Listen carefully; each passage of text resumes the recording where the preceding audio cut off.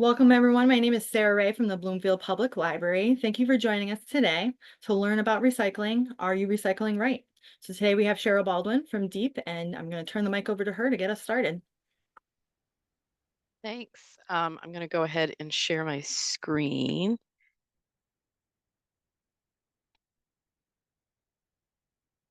All right, hopefully everybody can see that. And I see a bunch of folks I know, so I'm just going to call out to my Mercy friends. Hello, everybody. And glad you could join us today. I haven't seen a lot of you folks in a long time. So my name is Sherill Baldwin, and I work with the Connecticut Department of Energy and Environmental Protection, and I work in the Sustainable Materials Management Group. So today I'm going to be talking about recycling, but I'm also going to be talk generally and broadly about materials management and how we can manage these materials sustainably. So sometimes people approach me and they're like, I heard there's a waste crisis, or is there a waste crisis? What's going on with the waste crisis? And we at the department do view that we're currently dealing with a waste crisis. And it really has to do with the Hartford facility, which some people know as MIRA, closed in July of 2022. And the reason that this becomes challenging for us is that they took a third of our municipal solid waste. So now we're like, well, where does all this material go? So we now have about 860,000 tons of municipal solid waste going out of state. And most of it's going to out of state landfills. And so what's the issue, of course, is that Connecticut wants to be self-sufficient. We want to be able to manage our own trash, our own waste, our own materials. And we're not doing that right now. And it also increases costs for municipalities, which means it increases costs for us as residents. There's also a lot of environmental justice issues, which is what EJ stands for. And also we're increasing greenhouse gas emissions as a result of this. So not so great. So back during the COVID era, the COVID times, we anticipated that we were going to have, that the MIRA facility would be closing. And so a number of municipalities formed a coalition and together started looking at what are solutions that we can do when this waste to energy facility that burns most of our trash closes. And while generically it was about reduction, reuse, and recycling, it also tried to created a menu of options that both small municipalities could tackle as well as large cities and urban centers could tackle. And it did include reducing waste, supporting reuse, recycling more, trying to reduce contamination in our recycling, which is what workshops like this might be helping with, recover more food for human consumption, as well as animal feed, increase food scraps, composting or collection to have it sent to an anaerobic digestion facility, or implemented new systems approaches like unit-based pricing and extended producer responsibility. So unit-based pricing, I'm just going to review these really quickly just so that you have an understanding of what some of the systems issues are, because your municipality may be talking about these issues. So unit-based pricing is basically you're paying for a unit of trash, if you will. It's about trash. It's not about recycling. And I have a picture of a meter, like a gas meter up there, because utilities are paid for by unit. We pay for a certain amount of energy, water, we pay for a certain amount of water, and we pay for what we use. Now, I don't know about you, but I wouldn't want to pay for my neighbor's water consumption. I don't know if you'd want to pay for my water consumption. I have a very large garden. And so you may be like, I'm not paying for her water. Well, it's the same thing with trash. Currently, we pay for trash through our taxes. There's a couple of towns that don't, but most of our municipalities in Connecticut pay through taxes, which means we are paying for everybody else's consumptive habits. And so these hidden costs is what unit-based pricing gets at. What it does is usually what happens is you are paying for a unit of trash instead, you pay for a bag. When I lived in Michigan, bags were $2, and it was for our trash. And basically, we filled it as much as we could. And then what happens is, because we are trying to reduce the cost of trash, it encouraged us to think about recycling, waste reduction, and reuse.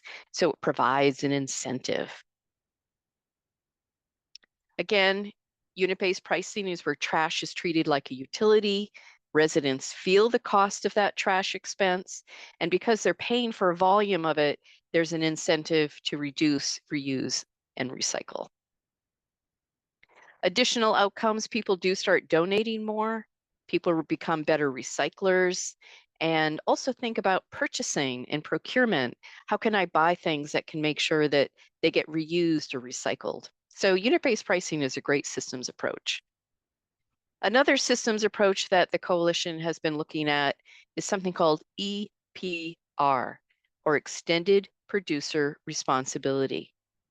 This is a form of stewardship where we are asking businesses to be responsible for the end of life of a product. So what that means is manufacturers of goods currently make stuff, and then we buy it, and either us, municipalities, or our tax dollars have to pay for the proper disposal of that material. EPR says manufacturers of those goods, especially if they have toxins in them, have to help pay for it, and maybe even come up with a program to collect that material to ensure it's recycled. We have a lot of programs in Connecticut. We have a paint stewardship program where you can bring leftover paint to a hardware store. We have a program for mercury thermostats. We have a program for mattresses. We have a program for electronics that takes televisions and printers. And then we have a lot of new programs as well. We have a program that's being developed for gas cylinders, those little propane tanks for people who camp. Last year, a law was passed for EPR, making manufacturers of tires be required to pay for and develop a program to collect tires. This effort is trying to reduce illegal dumping. There's been some talk about maybe we do an EPR program on solar panels. We don't have that yet. Maybe we do something for packaging. We don't have that yet, as well as other programs. So EPR, or Extended Producer Responsibility, is a really interesting systems approach to helping collect and develop programs that that manufacturers pay for, reducing those costs associated in terms of the impact that they have on municipalities. All right, deep breath. So what is recycling? So currently, if you look at the picture up on the top of your screen there on the right, you see somebody with a cart, a blue cart. Some of your municipalities, you may have a transfer station. Some of you may have a small blue box. But we often think about us collecting and separating our materials is the beginning, and that it is the end, but it's not. It is just one part of the recycling process. In terms of defining recycling, we have to look at the collection, then it's sorted and processed. It's brought to a place called a materials recovery facility, which then separates the cardboard from the paper, from the plastic, from the glass, from the metal. And then what they have to do is they bale up that cardboard, or they squish and bale up that aluminum, and they meet a specification so they can sell it. They bale it up to meet a specification so that they can sell it to somebody who's going to make it into a new product. And in this case, these are plastic pellets that come from old milk jugs. And so in this case, it would be a bale of maybe milk jugs, and then somebody buys it, meaning an end market or a reclaimer. And then what they do, oops, did it the wrong way. They make a new product, and that product is another milk jug. And then they'll use it for milk. Now this is recycling. It's collected, it's sorted, it's processed, it's made into a new product, and then we buy it. And that completes the recycling system. So back in 2015 in Connecticut, we did something called a waste characterization. Every sort of 6 to 10 years, we do a study to try to understand what is still in our trash. And at the same time, we look at the composition of our recycling system. So if we were going to take all those single stream materials that come in through the state, what is it made up of? And that's what this graph represents, or excuse me, this pie chart represents. And so you'll see a huge, huge percentage of it is paper. Most of our materials are paper. So when we have concerns about recycling markets, it's often because we're concerned with paper markets, or fiber as we like to call it. But you can also see that really big red section of the pie chart, and it has the word contaminants. Contaminants are the things that the MRF doesn't want, the MRF can't handle, the MRF can't sell, and sometimes we might refer to all of those items as wish cycling or myth cycling. These are all the things we wish to be recycled but are not accepted in the program. And I'll get to more of that later. But you can also see all the other materials that are coming through the recycling stream. And you can see that plastic bottles is actually a really small percentage.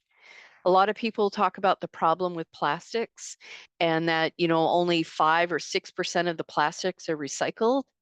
Well, you can see that's what that represents. So if we were going to look at all the mixed recycling or the single stream materials and we took contamination out of it, again, 73% of our materials are paper and only 4% is plastic containers. And that material is recovered and made into new products. But if you were going to look at the problem of plastics, it's only a very small percentage because there's only a small percentage of plastic containers that are accepted in the program. So I'm going to bore you for a minute with marketing. And the reason I want to share markets is that, I would just imagine that a number of you are environmentalists and reading the latest news about recycling or waste or pollution. And a lot of us read the New York Times, or maybe we read the Washington Post, or we're reading newspapers from out of state. And they talk about recycling and waste management from a very broad general term or broad general way. And so Connecticut might be dealing with things a little bit differently.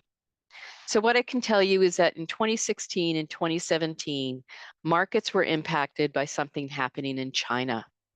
We were referring to it as first it was the green fence and then it was the national sword. And it had to do with importing materials into China because of some of their import-export laws. And at the same time, they didn't like a lot of the materials that were coming in because they were heavily contaminated. And so even when those businesses, the MRFs, the materials recovery facilities in Connecticut, bailed up all the cardboard and bailed up the milk jugs and then bailed up the soda bottles, there was still a lot of contamination in it, and they wouldn't buy it. They didn't want to buy it if it had contamination. And so they kept imposing tighter and tighter and tighter restrictions. First, they were like, we don't want, up to 10% contamination. And that meant that our MRF operators had to make sure that material was really clean. And then they said 5% contamination. And then they said, we don't want any of your plastic anymore. It's too contaminated. We're only going to take paper. Then they were like, we're only going to take cardboard. And so it became extremely restrictive. And then, believe it or not, COVID hit. And COVID actually was really good for recycling markets. You remember how everybody wanted toilet paper towels and toilet paper, and we were kind of struggling because we weren't getting imports of that material. And all of a sudden, we had to manufacture it domestically. Well, luckily, we had a lot of mixed paper and we had a lot of cardboard coming from our recycling systems. And so that meant that markets were awesome for our recyclers. And now we're sort of in I don't know if we're recovering, we're sort of in a weird transition. Nobody can seem to talk about trends anymore. They're not sure, is COVID impacting us, post-COVID, what's going on? And so I can tell you that markets are fluctuating a lot right now. All right, so here's some boring stuff. So cardboard is currently at about 110 a ton, and it's actually the same as last month. So these prices are from August 30th. So it means that July and August had about the same amount. They were $110 a ton, and that it was up from 52.50 from year over year, meaning from previous years it was a lot less, and now it's higher. So it was probably higher from 2023, which is great. Residential mixed paper is always less than cardboard. Cardboard is worth a lot more because there's a lot longer fibers. If you're interested in paper making, that's an important thing to know. And so what I'm really trying to show you is that this material has value and that it's a commodity. And that like other commodities, prices fluctuate. They go up and they go down, but they are ultimately always sold. And this is a nice little graph to show you how prices were in 2020, and then during COVID, they skyrocketed, and then sort of after COVID, they went down, and then they sort of went up again. It's been a very crazy time post-COVID for recycling markets. And then it's the same with plastic material. We break it up into a couple of different kinds of plastic, natural HDPE or milk jugs, and then we have colored HDPE, which is detergent jugs or detergent bottles. And then polyethylene is water bottles or juice bottles. And then polypropylene is like berry containers and yogurt tubs. All of these materials have value. They continue to go up and down in terms of prices. What's really interesting is that colored HDPE or detergent jugs used to be quite high, and it has gone down quite a bit. Again, fluctuates. It depends on what the markets are, what the virgin material price is, and what they're doing with that material. And then again, just metal. Aluminum cans are pretty steady consistently, and steel cans are as well. So how do we recycle? I know that's what a lot of you are here for. You want to understand what goes in that bin. What shouldn't go in that bin? Well, it's important to remember that not everything goes into our blue bin. And when we dispose of things or we recycle things, we have to remember that there's lots of different ways in which we need to manage these materials. We have our trash can, we have a recycling bin. Depending on where you live, you might have yard debris or yard waste. You might also have an opportunity to compost your food scraps, depending on where you live, or maybe you're collecting food scraps and bringing them to your local transfer station. You might have bulky waste collection. I live in the city of New Haven, so you put it on your curb when you have bulky waste. West Haven, I think, is the same. Your town, it might be collecting at the transfer station. Textiles, clothing, linens, all of those materials can be recycled, but you know what? You don't put them in your blue bin. Different program. So all of these materials have ways of managing, but not in the blue bin. Paint, you can bring leftover paint sometimes to your transfer station or a paint store. Electronics can be brought to your transfer station or maybe Best Buy, but they don't go in your blue bin. And then, of course, plastic film and plastic wrap, you can bring that back to participating retailers, but you don't put it in your blue bin. And then, of course, Oscar the Grouch, just because I like Oscar the Grouch. So all of these materials have their own programs, which lets us understand that we have to think about what is accepted in the single stream or mixed recycling program. Before I get into details, I want to make sure everybody's aware of some of the changes for the Connecticut bottle bill. It's a little bit dated now, but some people are still learning about it for the first time. If you're not aware, the bottle bill first was enacted in 1978, and then in 2009, the program was extended to include water bottles. And then in 2021, we added even more materials and it changed. So in 1980, when it was implemented, it was really about carbonated beverages. So beer, soft drinks, and carbonated mineral water. And then in 2009, it added spring water or just bottled water. And then in 2021, not only did it add more materials, but it increased to 10 cents. So now it includes hard cider and hard plant water juice, whatever that is, and tea and coffee and kombucha. And all of these items are now part of the bottle bill. And as of January of this year, the bottle bill containers went up to 10 cents. So now we're paying 10 cents for every single container that we buy for these beverages. So if you're not aware and you're like, wow, I can't believe my juice is going up in price so much, it's probably because there's a bottle deposit on it and you should be returning it so you get your dime back. At the same time the bottle bill changed, they also added this weird little fee to miniature liquor bottles. Now, I'm not saying that all of you are drinking miniature liquor. I just wanted to point out that miniature liquor bottles now has a fee on it. And it's different. It's not a deposit because you don't get it back. However, if you do buy these, a fee of 5 cents is put on it. And then the wine and spirits wholesalers of Connecticut tallies up how many little mini liquor bottles were purchased in each town. And then every 6 months, they write a check to the city or the town and reimburse them for that 5 cents per little mini liquor bottle. And the department doesn't run this program, but we do post the amount that the checks have been written out to for the municipalities. And the intention is that this money is to be used for litter cleanups or recycling education, et cetera. And so if you're not aware that this existed and you're wondering what your town does with that check, you could, I'll try to remember to put it in the chat or send it to Sarah afterwards and she can send it out to everybody who's in attendance of how you find out how much money your town is getting and then how they're spending it. And you might make a suggestion of how they do spend it because it should be used for some type of recycling or some type of waste management program.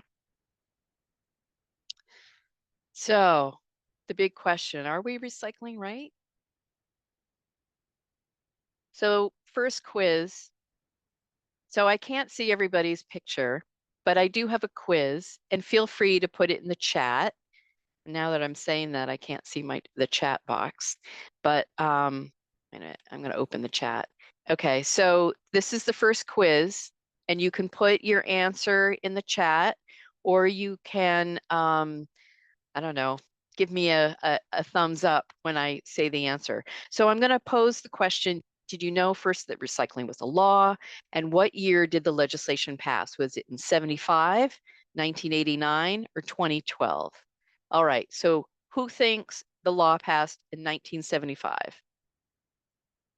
Who thinks the law passed in 1989? And who thinks the law passed in 2012?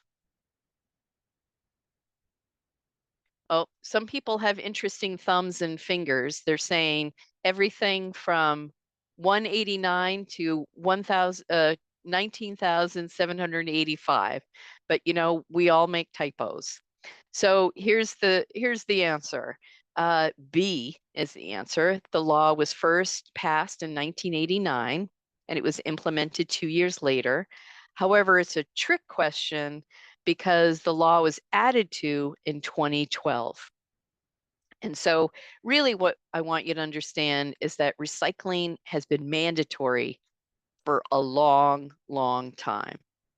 It's one of the reasons why I know that our materials are in fact being recycled and sold for end markets and made into new products because we require reporting from all the facilities about what is happening to that material because it is mandatory. All right, and these are all the materials that are mandatory. Glass and metal food and beverage containers, plastic containers, corrugated cardboard, box board, which is like cereal boxes, pasta boxes, newspaper, magazines, and long, long ago when that law was passed, we were still looking at it in terms of like high grade white office paper and colored paper, which is so funny now when we think about it. And if we look at all of the top items and disregard sort of the scrap metal and the batteries and the leaves, that top part, that is what goes in our blue bin. So what goes into our blue bin? Glass and metal food beverage containers, plastic containers, as well as cardboard, boxboard, like cereal boxes, newspaper magazines, etc. So those of us of a certain age may remember when you used to have bottles and cans in one container and paper in the other. And when you combine them, it's really the same materials as it's always been. It's always bottles and cans and then paper. It's not everything else. So why is it so confusing? Yeah, I'm going to tell you some reasons. All right, so here's a fun graph. And what this is telling us is whether you look at the orange or the blue line, this is coming from the USDA. This is telling us that there are over 20,000 new products on our retail shelves every year. I'm just going to let that sink in. 20,000 new products on our retail shelves every year. And do you think that the manufacturers of those products or the designers of the packaging of those products talk to me? No. Do you think they have a conversation with our materials recovery facilities, the MRFs that process our recyclables? No. It's one of the reasons why it's so confusing. Because when people say, can I put this in my recycling bin? I often have to ask, I have no idea what that is. Could you tell me what it is? Or give me a picture of it? Because there's just so many new products on our retail shelves.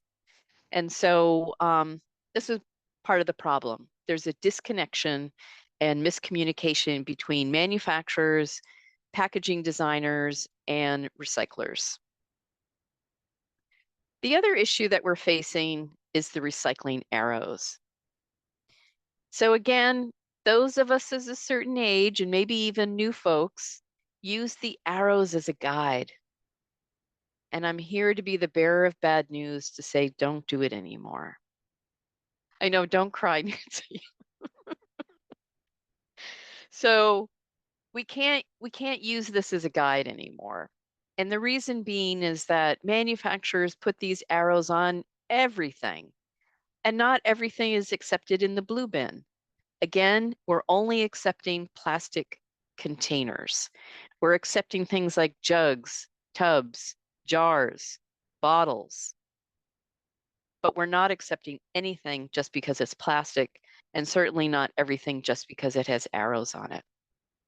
These were designed as ASTM codes, and in the 90s, we really relied on them, but that was before there were so many different kinds of plastic and products out there. And now they just cause confusion. I can tell you that the state of California passed legislation requiring that manufacturers remove these sort of forms of miscommunication and labels off of products because they confuse residents. And so whether or not any other states will follow, I'm not sure, but it does cause confusion. So I'm sorry to say, stop looking and using these. So back in 2017, I met with all of our MRF operators, the folks that process all of our material and bale it up for sale. We wanted to develop an education and outreach program, and I wanted to understand what are the items that they can sell and process, and what are the things that are causing them problems. So these are the questions that I asked them. I took every single type of product or thing that I could think of that might be put into a recycling bin, and I said, is this harmful to you or your employees? So if you're not familiar with the way a materials recovery facility works, what happens is we have the big truck, it's filled with recyclables, and they back up into a warehouse and they tip the back and all of the recyclables go on the floor. And then another vehicle pushes them up onto a conveyor belt, and all of the recyclables go through a series of conveyor belts. Sometimes magnets are pulling off the steel, and we have blowers blowing off plastic. But at the very beginning, and sometimes in between, we have people, humans, our friends, neighbors, family. They are picking contamination off manually because they don't want it to jam the equipment. And so this first question is asking, as this item goes down the line, is it potentially harmful to your employees? The second question posed, can this item coming through the system shut down or harm your equipment? Anybody in manufacturing knows if you've just shut you down your equipment, that costs money, and that is a problem. And then the third question posed, does this item reduce the value of your commodities? Meaning it's going to contaminate something else that you're selling. So when we asked all of these questions, we created what we're calling the what's in, what's out list.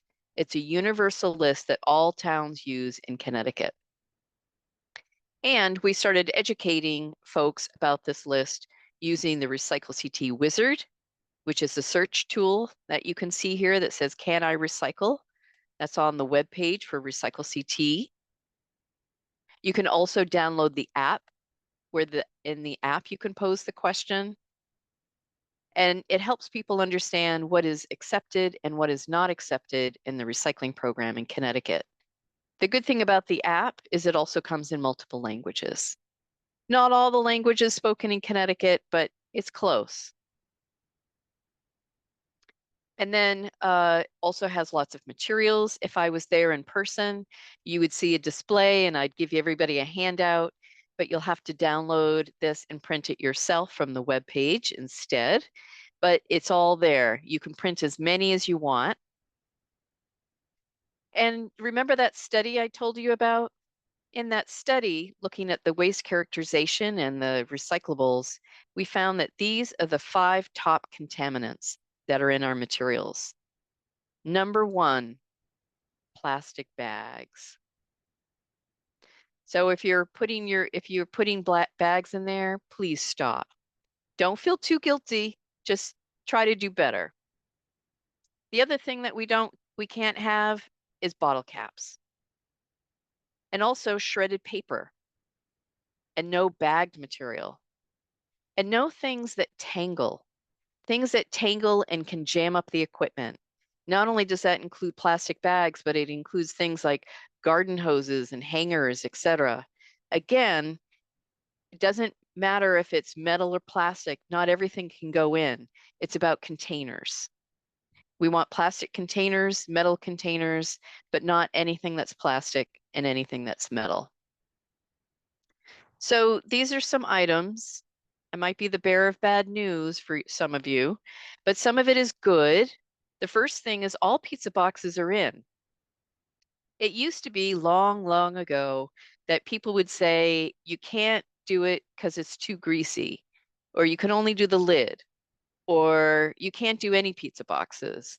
But ultimately, markets for cardboard is great, and the small amount of grease that's on cardboard is not an issue. What is an issue is food. So if you have food, you should be eating those anchovies and not letting them go to waste in that cardboard box. But other than that, take out the liner and all pizza boxes are in. And plastic is only about containers. The exceptions are black plastic and no expanded polystyrene, which you might call styrofoam. So no black plastic containers and no styrofoam.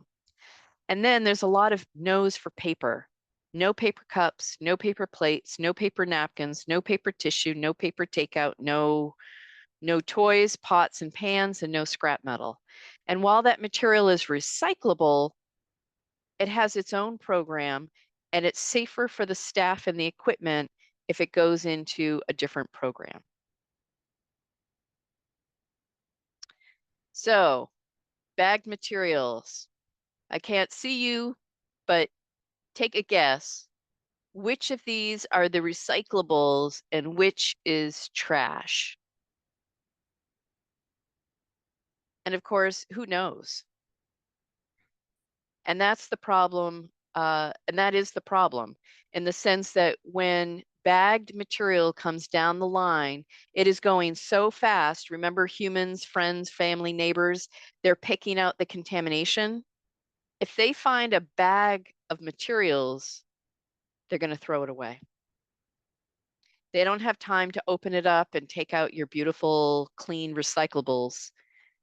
They're going to throw it all away. And the study that we did found that 50% of bag materials is trash and 50% is clean recyclables. So if you have been bagging your recyclables, I encourage you and beg you to please stop. And this is the problem for bags. So I don't know if you can see that bright yellow spot. That is a man.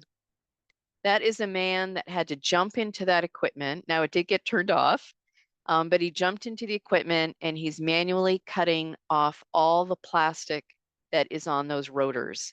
So what you can't tell is that all these rotors are like little knives, and they all run. And what happens is all the materials are pushed up into the system, and it helps divide them. It helps divide and sort, but it doesn't divide and sort when it's covered with all of this plastic film, plastic bags, and other things. It doesn't work. And so 3 times a day, they have to jump in the machine and cut it off. So a couple of things, not safe for the employees. 2, they have to shut down the equipment 3 times a day. And that's an expense. It means they're not running the equipment. And who do you think is paying for that? We are. We're paying for that, which is why recycling is becoming so expensive. If we can reduce the amount of contaminants that we're putting in a recycling bin, it's going to save us and our municipalities money. There's another shot of people manually cutting all that plastic off of the rotors. And then this is all of the materials that they cut off while I was standing there for 15 minutes. It's a lot of plastic. So again, we just need to do better. So did I mention not to put any plastic bags in your recyclables? All right. So why does quality matter? Well, we know we're at the front of the line. We're the ones that separate everything out and put them in our blue bin or our blue cart or bring them to the transfer station. And when we reduce the amount of things that they don't want, it means that sorting and processing is going to go faster. It's going to be cleaner. It's going to allow them to sell that material, which is a commodity. And if they can sell that material, then it's going to be put into new materials that we can then buy. And so if we can reduce the amount of contamination we're putting in the recycling bin, it just means that we're going to complete the recycling process. It's going to go a lot more smooth. And another note about contamination, this is glass. This picture is glass from a materials recovery facility. And in it, you can see everything from pens to pencils, tampon applicators, toothbrushes, lip balm, batteries, razors, bottle caps, coffee pods. And that's because they're small. Again, they're not a container. And small things just fall through the cracks, literally, and they contaminate the glass. So this is glass that's already been sorted, but it's contaminated with all these little small things because people wish they were accepted. They just assume that they can be managed because they're quote unquote plastic, or maybe they have the recycling arrows on it. So we need to stop putting small little things in the recycling bin. They will not be captured and they will contaminate the glass. Other things to keep out, MRF operators tell me this all the time. They really don't want batteries, especially lithium batteries. They can explode and cause fires, which is a real hazard for workers. Syringes are a huge issue for workers. Propane tanks are, basic explosions, ammunition. Believe it or not, they find ammunition a lot. It's crazy. Summer, apparently a lot of lawnmower blades come in through the summer. No knives or utensils. And I'm not just talking plastic, right? Plastic stuff is not great, but a lot of people are putting metal utensils in, and that causes problems too because, as they're picking through, they could injure themselves with that material. And I'll just say diapers and tampon applicators are gross and they should not be put in there. So if nothing else, I hope you learn the difference between not only things that are recyclable, but in terms of the blue bin, it's really about materials that are acceptable. And so you have to think about what is accepted in this particular program. And now, if you're up for it, Sarah, you can stop. Oh, actually, it's me. I can stop sharing. I'm going to give everybody a quiz. And so I don't know if you can stop so it's not just me, but we can see everybody. And if you want, put in your video. And if you don't want to, that's fine. You can still just use the chat. But what I'm going to do is I'm going to go through a series of materials, and then I'm going to ask you if it's in, and that's thumbs up, or out, thumbs down, or you can pose it in the chat. And after I go through a bunch of items, I'm going to open it up for questions because I'm sure everybody has some questions. So All Cheryl, if right. you change your view to gallery, I'll still be able to record without getting people's faces in. If usually top right If corner I view. review to gallery, is that it? I don't know, it's on your end. I can only see, well, potentially I can only see you because I don't have Okay. your faces, but can you see them? Okay. I can see Okay, everybody. perfect. So not everybody's got their video on, but that's okay. I don't want to impose. You Yep. don't have to have it on. It just might be fun. All right. So those of you who are ready for the game, again, I'm going to show an item and you tell me if it's in the recycling bin or if it's out. So I'm going to start easy. All right. Easy peasy. I mentioned I live in New Haven. So I have a pizza box here, in or out. All right. Everybody's with me. Excellent. All right. I got a milk carton. It's a paper milk carton, in or out? In. Oh, some hesitation. It is in. Oh, I love people using the little, I see the little hands. Thank you. All right, let's see what else. Okay, we'll continue on with easy. This is an egg carton, and this is a fiber egg carton. So is this in or out? Oh, sorry, Beverly, it is in. Everybody else was right. All right, so now I have a styrofoam egg carton. So what about a styrofoam egg carton? Down, down, down. Everybody's got that one. Excellent. Oh, Dan, great expression. I'm not sure what it means. Maybe confusion. All right. So let's try something else. How about a black plastic container, in or out? Out, out, out. Oh, everybody's using the confused. This is out. Sorry, Nancy. It's out. So all black plastic containers are out, sadly. So this would include this. There's not a lot of other type of black plastic containers, but it might include, I'm trying to think of, hydrogen peroxide comes in a dark container. Sort of all I can think about. But takeout containers in terms of the base, sadly, it's out. And that's because the optical readers can't read it. They don't know if this is metal or plastic. And so it gets put into the wrong bin. And so it causes contamination. And that's a design flaw. All right, a few more. How about this is a plastic bottle. It had mayonnaise in it, in or out? In. Excellent. It is in. Everybody's correct. All right. One more easy one. Let's see. A pasta container. This is paper or box board. In or out? In. Everybody's right. And if you have a question, it does have like a little plastic window, and that's okay. You can leave it in, just like envelopes. You don't have to pull out that plastic thing.